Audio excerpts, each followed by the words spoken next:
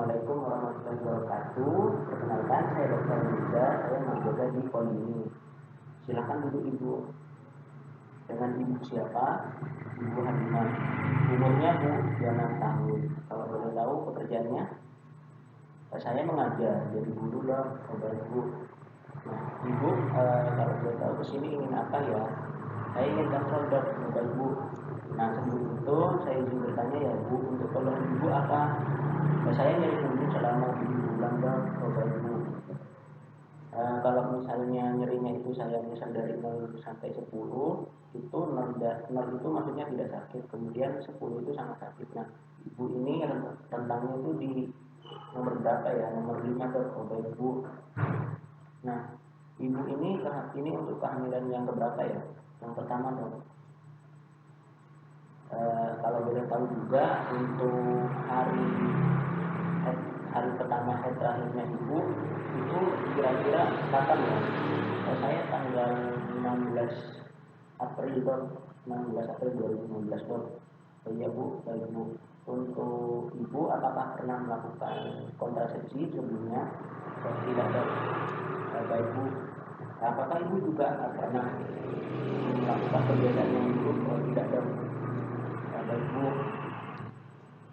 Jadi setelah ini saya akan melakukan pemeriksaan. Nah, pemeriksaannya itu saya meminta izin untuk Ibu membuka bajunya terlebih dahulu. Apakah Ibu bersedia?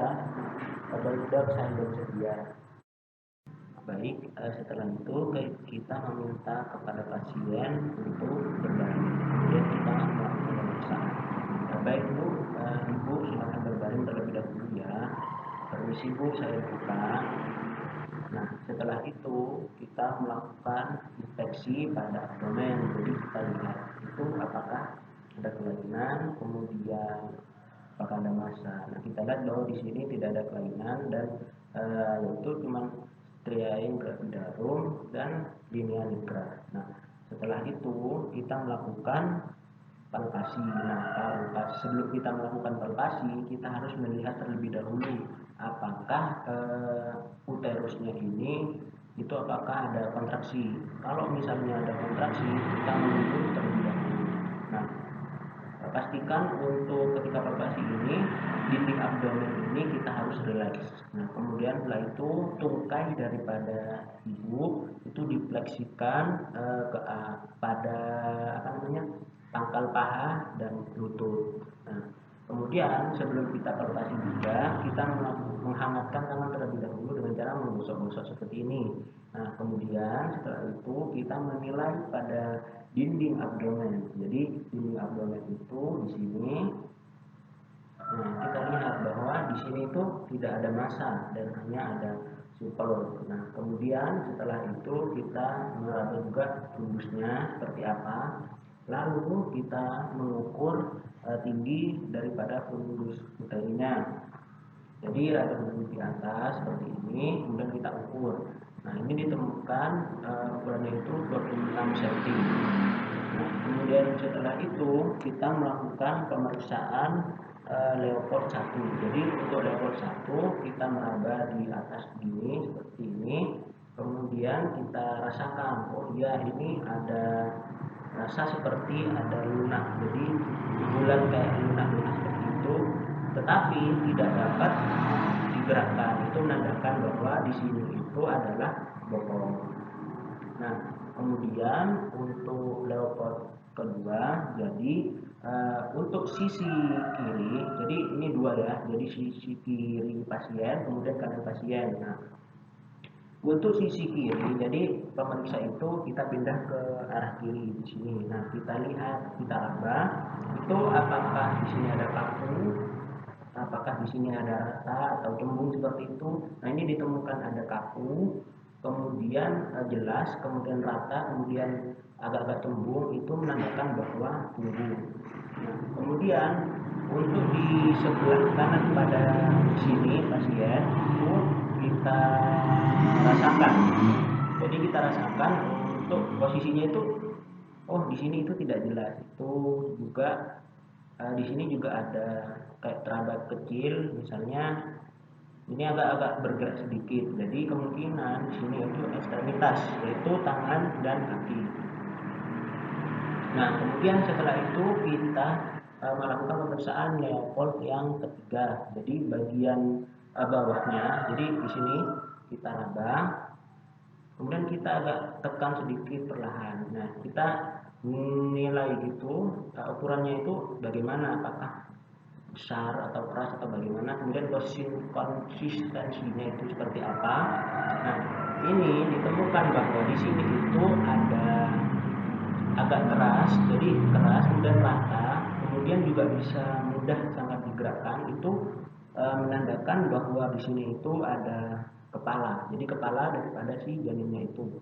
Kalau misalnya tidak rata kemudian lembut, itu berarti bohong. Nah, kemudian yang terakhir pemeriksaan Leopold yang keempat.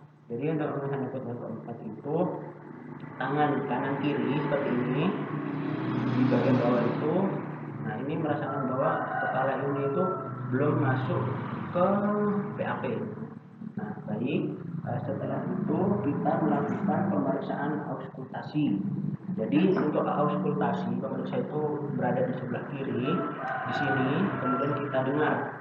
Nah, kita dengar. Jadi ini mohon maaf karena saya berada di kanan. Jadi misalnya saya putar, kemudian di kiri sini kita dengarkan seperti ini. Nah, kita dengarkan itu di bagian untuk maksimumnya. Jadi kita nih menghitung selama 5 detik. Jadi 5 detik pertama, kedua, dan ketiga. Nah, ini ditemukan bahwa 5 detik pertama itu 12, kemudian 11, kemudian 12. Kemudian juga kita mendengarkan apakah ada bising usus seperti itu. Nah, ini ditemukan bahwa ada bising usus daripada si janin, daripada si perut ibu. Nah, ketika selesai kita melakukan auskultasi jepit janin, jadi setelah itu kita melakukan IE pada pasien.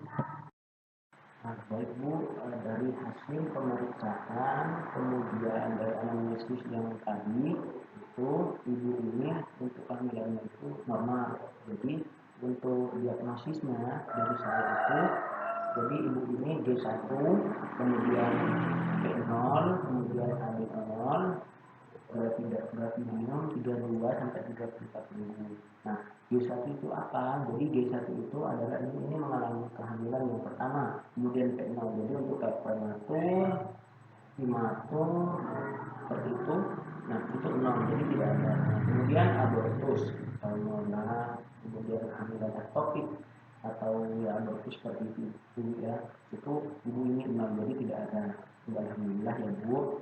Nah, kemudian untuk nyeri punggung daripada si ibu ini itu menandakan bahwa ini memang ketika hamil itu memang ada faktor, jadi faktor fisiologis. Jadi itu wajar-wajar saja ketika mengalami kehamilan itu ada kayak seperti nyeri punggung, karena kan ibu mengandung ini itu kan kita ibaratnya menggendong, jadi wajar saja kalau ibu mengalami kayak nyeri punggung itu. Nah, dari trimester ini ibu ini, jadi ini ibu mengalami trimester di trimester 3 ya, jadi ini itu normal juga. Tadi ketika pemeriksaan denyut pada janin itu menandakan normal, jadi untuk beratnya juga itu beratnya 20 gram, jadi termasuk normal. Nah, kemudian untuk persalinannya, karena kan tadi ibu bilang untuk hari pertama, hari terakhir itu kan tanggal 16 April 2016. Kemungkinan nanti perkiraan dari saya itu untuk persalinannya itu adalah 23 Januari 2020. Itu perkiraan awal saya dari